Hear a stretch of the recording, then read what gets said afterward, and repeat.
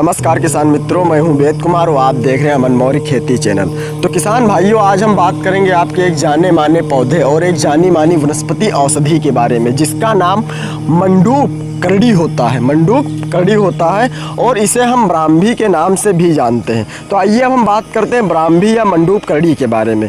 तो जहाँ तक मेरा मानना है तो ब्राह्मी या मंडूक करड़ी का नाम लगभग वनस्पति के नामों से जोड़ा जाता है, जिसे हम गोटू कोला के नाम से भी जानते हैं। अगर हम बात करें इसकी खेती के बारे में तो सर्वप्रथम हम इसकी मिट्टी के बारे में बात करेंगे। तो मंडूक करड़ी की फसल के लिए मिट्टी कौन सी उपयुक्त रहती है? तो मंडूक करड़ी एक ठंडी और आर्द्र जलवायु वाली फसल है, जिसकी खेती आंशिक छाया और पर्याप्त नमी वाले स्थानों पर की जाती है। अगर हम बात करें मिट्टी के पीएच मान की तो 5 से लेकर 7 पीएच मान वाली बलुई, दोमट और चिकनी मिट्टी मंडूक करड़ी की खेती के लिए ज़्यादा उपयुक्त मानी जाती है। तो हमारे सेकंड प्रश्न पे आता है दोस्तों, भूमि की तैयारी। तो हम मंडूक करड़ी की खेती के लिए भूमि की तैयारी हमें कैसे करनी चाहिए? तो इसके लिए हमें जिस खेत का उपयोग करना है, सर्वप्रथम तो वो खेत एकदम समतल होना चाहिए और खरपतवार रहित होना चाहिए। बात करें हम इसके अगर दूसरे ऑप्शन की, तो खेत में उचित जल निकासी की व्यवस्था होनी चाहिए। अब हम बात करते हैं दोस्तों इसकी उन्नत प्रजाति की। तो अगर हम मंडूक करड़ी की फसल के लिए उन्नत प्रजातियों की तरफ जाएं तो इसमें मज्जा पोषक, काया कीर्ति तथा लखनऊ लोकल 3 जैसी प्रजातियां केंद्रीय औषधीय सघन पौधा संस्थान लखनऊ के द्वारा विकसित की गई हैं, जो कि बहुत ही उन्नत किस्म की प्रजातियां मानी गई हैं। तो किसान मित्रों, मिट्टी, भूमि तैयारी, उन्नत प्रजातियों के बाद हमारे चौथे ऑप्शन पर आता है प्रवर्धन, या चौथे विकल्प पर आता है प्रवर्धन। तो अगर हम बात करें मंडूक करड़ी की फसल के प्रवर्धन के बारे में तो सर्वप्रथम इसमें लताओं की 5 से 10 सेंटीमीटर लंबी ऐसी शाखाएं होनी चाहिए जिन पर इंटरनोड तथा जड़ें हों और मंडूक करड़ी के प्रवर्धन के लिए उत्तम रहती हैं। इसके पौधों की वर्षा ऋतु में अच्छी वृद्धि होती है। यानी कहने का आशय ये है कि लताओं की 5 से 10 सेंटीमीटर लंबी ऐसी शाखाएं जिन पर इंटरनोड तथा जड़ें हों मंडूक करड़ी की प्रवर्धन के लिए उत्तम रहती हैं। इसके पौधों की वर्षा ऋतु में अच्छी वृद्धि होती है।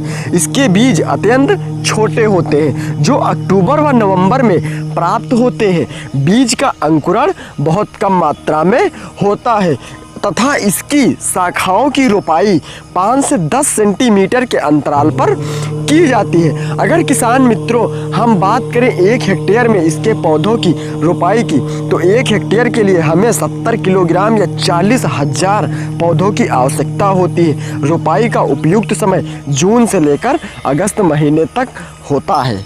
अब बात करते हैं किसान मित्रों हम अपने 5वें विकल्प की, यानी कि फसल की कटाई एवं प्रबंधन के बारे में। तो सर्वप्रथम रोपण के 75 से 90 दिनों बाद फसल काटने योग्य हो जाती है। यानी 75 से 90 दिनों बाद फसल हमारी संपूर्ण तौर से काटने योग्य हो जाती है तथा पौधों की लंबाई 20 से 30 सेंटीमीटर हो जाने पर उनकी कटाई की जाती है। उत्तर भारत के अधिक ठंडक वाले क्षेत्रों में इसकी प्रति फसल नहीं प्राप्त हो पाती। ऐसी स्थिति में पौधों को पूरा का पूरा उखाड़ दिया जाता है। कहने का आशय यह है कि उत्तर भारत के ठंडे वाले क्षेत्रों, यानी उत्तर भारत के जो अधिक ठंडक वाले क्षेत्र हैं उसमें इसकी प्रति फसल नहीं प्राप्त हो पाती है। यानी उसको हम कटाई एक किसी औजार के माध्यम से नहीं करते हैं। ऐसी स्थिति में हम पौधों को पूरा का पूरा यानी जड़ सहित उखाड़ लेते हैं। कटाई के बाद 4 से 5 दिनों तक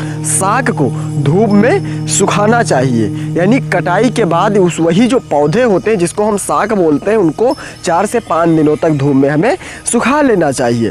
7 से 10 दिनों तक इसे छाया में भली प्रकार सुखाकर इसका भंडारण किया जा सकता है।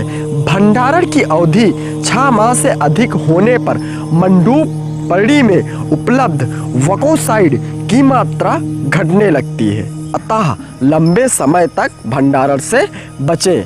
अच्छी तरह से कृषि क्रिया करने पर मंडूक करड़ी की फसल से लगभग 180 से लेकर 200 क्विंटल प्रति हेक्टेयर ताजे साग की प्राप्ति होती है, यानी कि प्रति हेक्टेयर हमें 180 से लेकर 200 क्विंटल साग की प्राप्ति होती है।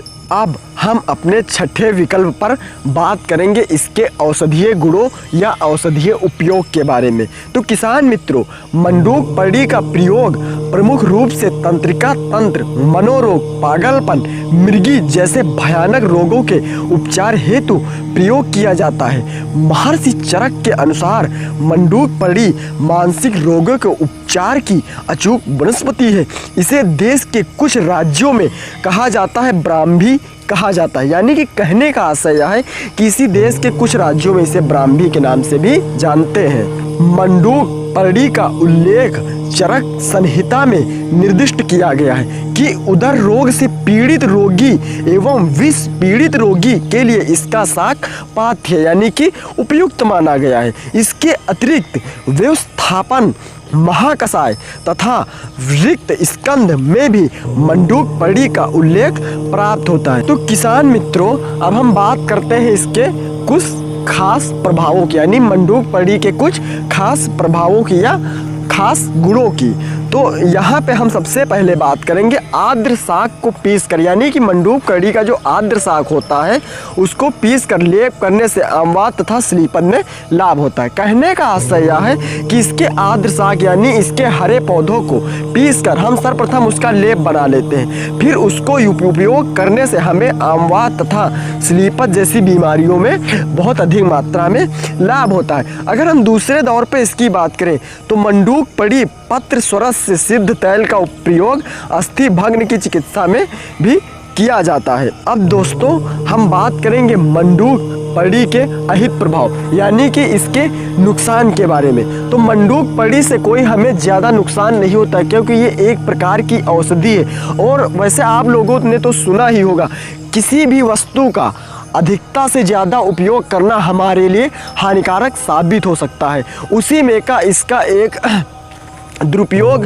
यानी एक दुष्प्रभाव मंडूक परड़ी का भी होता है। तो मंडूक परड़ी के अतियोग से कभी कभी शीतजन्य वात वृद्धि के कारण मद, सिरसूल, भम और अवसाद उत्पन्न होने लगते हैं। यानी कहने का आशय यह है कि शीतजन्य वात वृद्धि के कारण मद, सिरसूल, भम और अवसाद जैसी बीमारियां हमें उत्पन्न होने लगती हैं तथा हमारी त्वचा में लालिमा और खुजली होती है, या हमारी त्वचा में यूँ कह लीजिए कि लाल चकंधे उत्पन्न हो जाते हैं जो कि हमें अधिक पीड़ा पहुंचाते हैं और हमें खुजली महसूस होती है। ऐसी अवस्था में हमें इसकी मात्रा कम कर देनी चाहिए या फिर इसका हमें कुछ दिनों के लिए प्रयोग ही बंद कर देना चाहिए। कहने का आशय यह है कि अगर किसी भी चीज़ या किसी भी वस्तु या किसी भी औषधि का आप प्रयोग करते हैं तो उसका प्रयोग उतनी ही मात्रा में कीजिए जितनी मात्रा में यथा संभव है, यानी जितनी मात्रा में उसको निहित किया गया है या बताया गया है। तो मेरे किसान मित्रों, जानकारी कैसी लगी, या मंडूक परड़ी की खेती आप करना चाहते हैं या उसके बारे में कोई अन्य जानकारी आपको चाहिए तो हमारे अमन मौर्य खेती चैनल को सब्सक्राइब कीजिए। यहाँ पर आपको खेती से संबंधित, औषधियों से संबंधित या और उर्वरकों और रसायनों से संबंधित सभी प्रकार की जानकारियों का उल्लेख किया जाता है तथा सभी प्रकार के फसलों के बारे में ध्यानपूर्वक बताया जाता है। वीडियो को लाइक कीजिए, कमेंट कीजिए और शेयर कीजिए। चैनल को सब्सक्राइब कीजिए, बेल आइकन को प्रेस कीजिए ताकि हमारे आने वाले अपडेट्स सर्वप्रथम या सबसे पहले आप तक पहुंच सके। तो दोस्तों मिलते हैं एक नई वीडियो के साथ, तब तक के लिए धन्यवाद और सभी किसान भाइयों को मेरा सादर प्रणाम।